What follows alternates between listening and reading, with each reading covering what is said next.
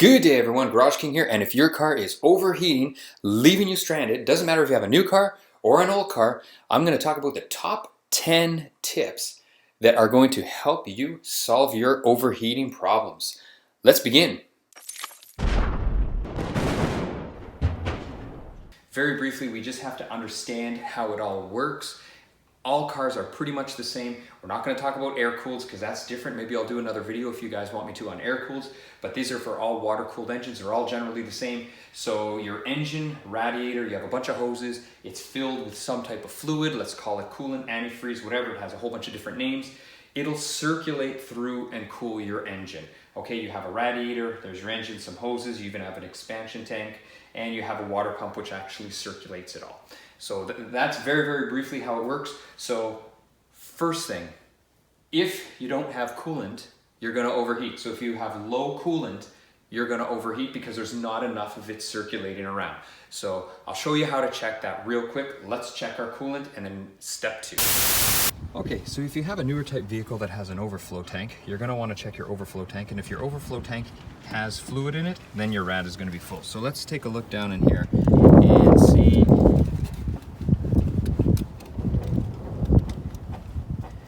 And there you go, you can see it is full. Here's another coolant reservoir, different type. This one's very easy to see. You can see there's your rad cap, goes there, and there is lots in there. So we know we got lots of coolant in there. Now, if this was empty, what we could do when the engine is cold, we could take off the top, look down inside, and see how much is in there, just to see, but we can tell right now we have lots of coolant, so we're okay. So next up on the list, 3 and 4, we have a water pump and electrical pump. Now, they're kind of the same, but they're a little bit different. Water pump is mechanical, it's driven by a belt. Electrical pump is driven by electricity, and the computer determines when to turn it on and off. So your water pump, usually is located at the front of the engine. There's a weep hole on the bottom. A lot of times they'll leak from that weep hole. I'm gonna cut in now and I will show you a water pump. I'll explain. Quick look at a water pump. Here we go. We have one water pump right here, and you can see this is a mechanical. It just turns with the belt. Sometimes these would spin, or if they get broken. This one here is steel here, so I don't think that's going to break at all, so that's good. I had talked about the weep hole on the bottom of the pump. There's the weep hole right there. This one was done with an engine overhaul, so it was tough to get this pump out, so we just put a new one in anyway, but it wasn't actually leaking. You can see there a rubber O-ring goes in there, but basically this is it. This is what a mechanical water pump looks like, and you have your vanes right in here, and when this spins, it just forces the fluid around inside the engine. So that's all that is, but important to notice, especially if you're doing timing belts, is to check the weep hole on all of them, because sometimes if you see a little trickle coming out, then you know they're starting to leak from the seal, and it's time to change it. The electrical pump, on the other hand, is just, like I said, driven by electricity, and actually, you know what, I'll even cut in and I'll show you some footage of an electrical pump and even what it's supposed to sound like, because not a lot of people do. It's actually kind of cool. There we go, and you can see it's getting out the air bubbles in the system. If we go underneath the car, let's hear it run.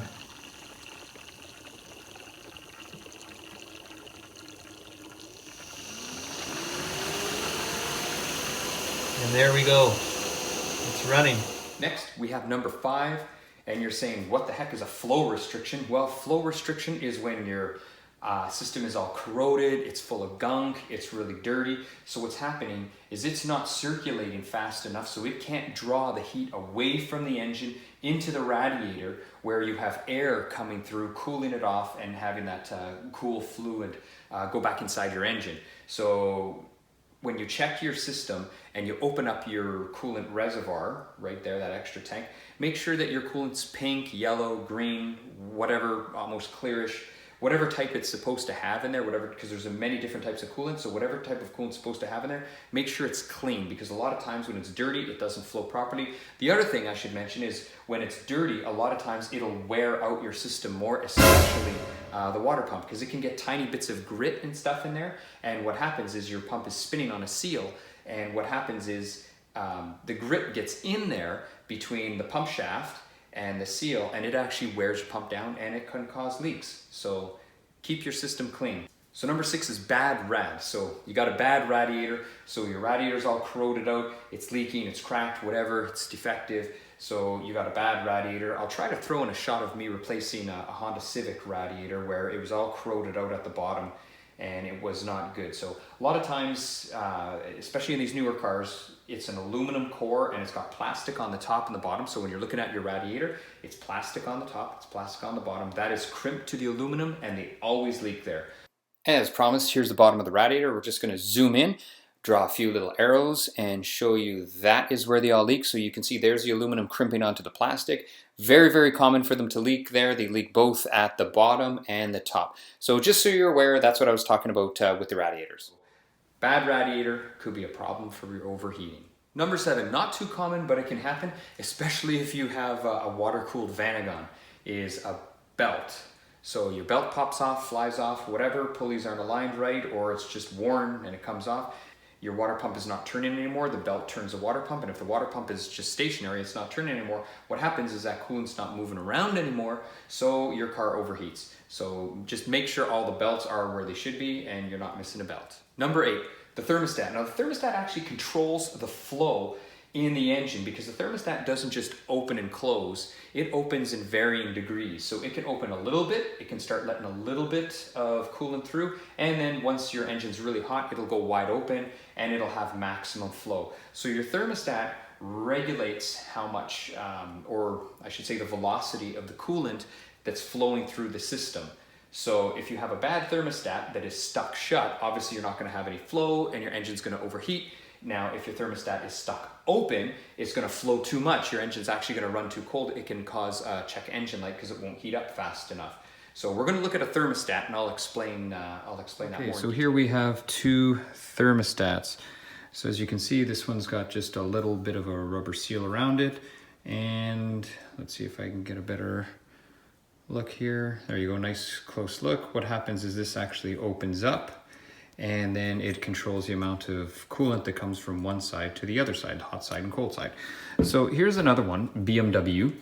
This one actually looks kind of funny, but if you look on the inside, I'll try to get you a good view. There you go, you can see it's the same thing.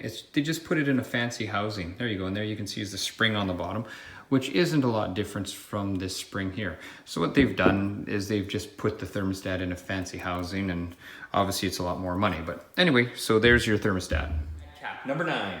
So bad radiator cap. So what does that mean? If your radiator cap's bad, it's not gonna hold the pressure it's supposed to hold.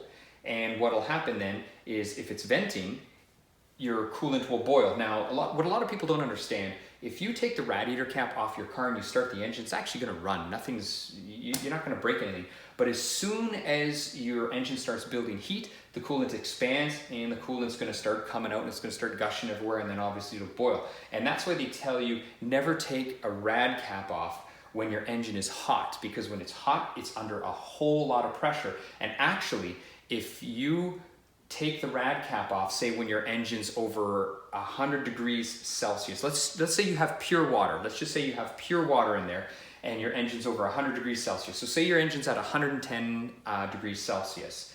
I don't know what that would be in Fahrenheit. I'll try to throw something up there. Now, everything is fine and it's just sitting there. The minute you take off that cap, you've lowered the pressure, so you've lowered the boiling point, so it'll actually start boiling and then it'll overflow like crazy. So that's why people say never take the rad cap off a hot engine, because it can boil over. So a bad rad cap can definitely cause you to overheat because it'll reduce your system's capacity because it'll boil sooner. So I don't want to make that too complex, but there's little testers you can buy. Maybe I should do a video on one. Let me know how to test a rad cap. And there's it's like a little pump up thing. You put the rad cap on it and then you pump it up and it should hold a certain amount of pressure. So radiator cap can definitely cause you to boil over. Number 10 on the list is the fan. This is the fan that cools the rad. Now, most new cars have these little electric fans here. I won't get into how to test them, but on most vehicles, if it's warmed up and you put it on defrost or you turn the AC on, the fan should come on at least on 1 speed. So that's a quick, simple way to do just a little test on most vehicles. Now, there is another type of fan here. Here we have a clutch fan. This one's in a truck here. And you can see when I move it back and forth, it doesn't spin that easily. It almost feels like it's got like syrup or something sticky in it. That's how it's supposed to spin. It's not supposed to spin freely. It's supposed to have a little bit of drag on it. That means it is working properly. So that concludes the video, folks. So rather than going back to me standing in front of a whiteboard, let's check out some drifting cars. Here's the part where I get to thank you for watching my video. Really appreciate it. I'll also ask you if you would kindly subscribe. I'd appreciate it. Trying to grow my channel. Hopefully you got something out of the video. If you have any questions or comments, please leave them below. I do my best to answer everything. That's it for now. GarageKing over and out. Everyone have a great day.